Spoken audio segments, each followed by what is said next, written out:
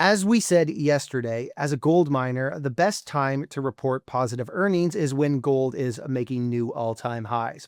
Fortunately for McEwen Mining, the stars have aligned for them. And while there's certainly room for improvement, the market has reacted positively to their fourth quarter earnings, sending the stock up nearly 6% as of the time of filming. All right, guys, we're talking Q4 earnings. We're talking McEwen Mining. Let's dive in.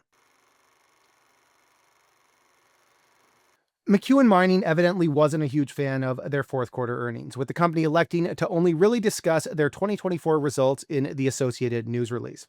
So we had to go into the filings a bit here to get the figures we're after. In the fourth quarter, McEwen saw their revenue from gold and silver sales actually decline on a year-over-year basis, falling from 59 million to 34, a 43% decline on a year-over-year basis. The decline follows gold equivalent ounce sales falling from 50,000 in Q4 2023 to 31,500 in the fourth quarter of 2024, a drop of 37%. The average realized gold price, meanwhile, jumped from 1956 to 2648 an ounce, a 35% improvement. And if you're doing the quick math, no, the numbers don't add up, which is a function of accounting methods, with McEwen's top-line revenue reflecting gold sold from its wholly owned operations only, whereas its GEOs sold figure includes data from the 49% owned San Jose mine.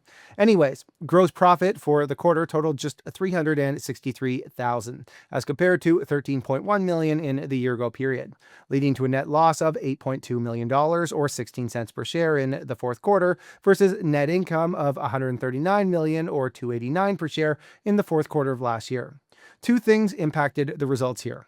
First, 2023's fourth quarter was impacted to the tune of $222 million in the form of an accounting gain from the deconsolidation of McEwen Copper.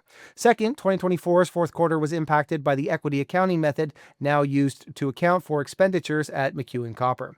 Adjusted EBITDA for the quarter, meanwhile, totaled $5.2 million or 10 cents per share, as compared to a loss of $4.9 million or 10 cents per share in the year-ago period.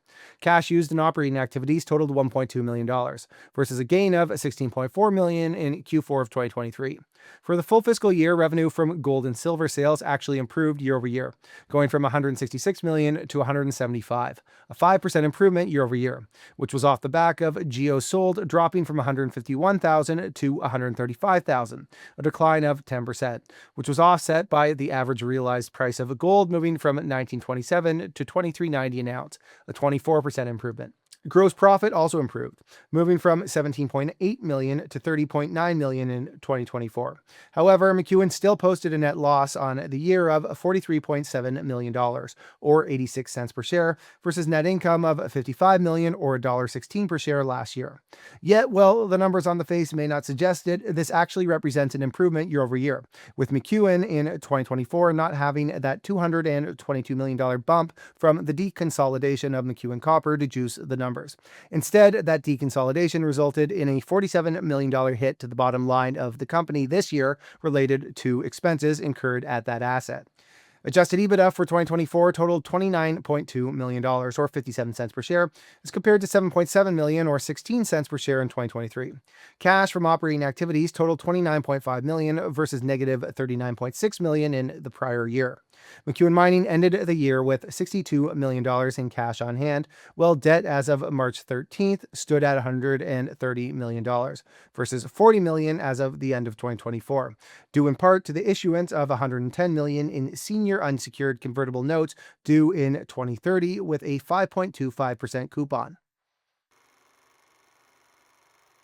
Okay, so let's get into the production data. Truthfully, the Q4 financial results really weren't that great, and the production results really aren't that much better. In the fourth quarter, production fell from 50,000 gold equivalent ounces produced last year to 32,400 gold equivalent ounces this year, a 35% tumble. The decline was felt across McEwen's own assets, which saw production drop from 30,700 ounces to 13,600 ounces year over year, as well as the 49% owned San Jose mine, which saw McEwen's share of production fall from 19,200 to 18,800 ounces. The decline in production at McEwen's wholly owned assets was attributed to a planned 65% decline in production at the Gold Bar mine due to mine sequencing adjustments. Cash costs at McEwen's own operations hit $2,004 an ounce in Q4, a 53% jump year over year, while AISC climbed 68%, going from $1,492 to $2,505 an ounce. San Jose, meanwhile, reported cash costs of $1,635 an ounce, which climbed 42% year over year, and all-in sustaining costs of $2,038 an ounce, which increased 36% year over year, with the increase no doubt at least partially a function of the decline in gold production year over year. For 2024, gold equivalent production fell from 155,000 ounces to 136,000 ounces, a 12% decline. Despite the fall, production was within the guidance range of 130 to 145,000 ounces. Notably, Gold Bar managed to exceed their production guidance, while the Fox Complex failed to hit guidance, coming in a whopping 25% short at 30,151 GEOs. Cash costs at McEwen's operations increased from $1,356 in 2023 to $1,513 in 2024, a 12% increase, while all-in sustaining costs climbed 11%, moving from $1,615 to $1,799 an ounce.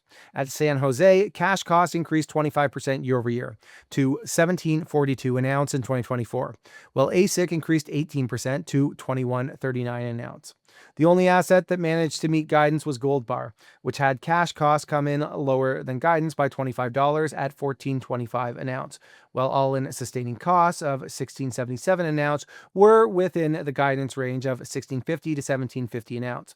The Fox Complex in San Jose, meanwhile, were quite simply nowhere near guidance ranges, with AISC at both mines notably exceeding the upper end of guidance ranges by over $400 an ounce.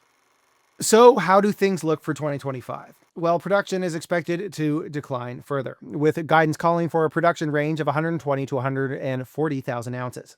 Basically, guidance is calling for production to remain flat at both the Gold Bar and San Jose mines, but production at the Fox Complex is expected to be muted, coming in between 30 and 35,000 ounces, which on a midpoint basis is a decline of 21% from last year's guidance. That being said, the Fox Complex is expected to see a doubling of production to 60,000 ounces in 2027, while production could reach 120 to 150,000 ounces in 2030, provided certain permits get granted, which will enable the mining of the Grey Fox property and the Fuller deposit. McEwen has said that consolidated production as a result could reach 225 to 255,000 ounces by 2030. Returning to the guidance for 2025, things don't look much better from a costing perspective. Cash costs at both Gold Bar and the Fox Complex are expected to rise on a midpoint basis, while San Jose might see slight declines. All-in sustaining costs at both Fox and San Jose, meanwhile, are expected to come down slightly, while Gold Bar is slated to see AISC rise.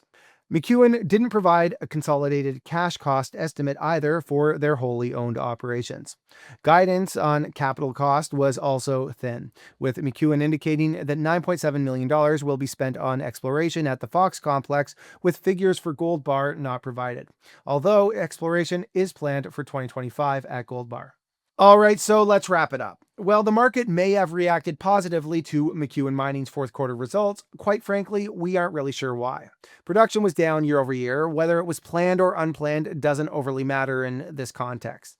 Costs were through the roof. The company has one of, if not the highest cost basis for production amongst public market producers, and those costs only seem to be going higher. And even the skyrocketing price of gold seems unable to contain the declining performance here. But to each their own, I suppose. As they say, that's what makes a market. Guys, I'm back in studio here, bringing you guys the heat. If you have stories you want us to cover, let me know in the comments section. Also, as always, if you enjoyed this content, please give us a like. And if you haven't already, hit that subscription bell notification, whatever it is, the subscriber bell. Subscribe. All right, everybody. Thanks for watching.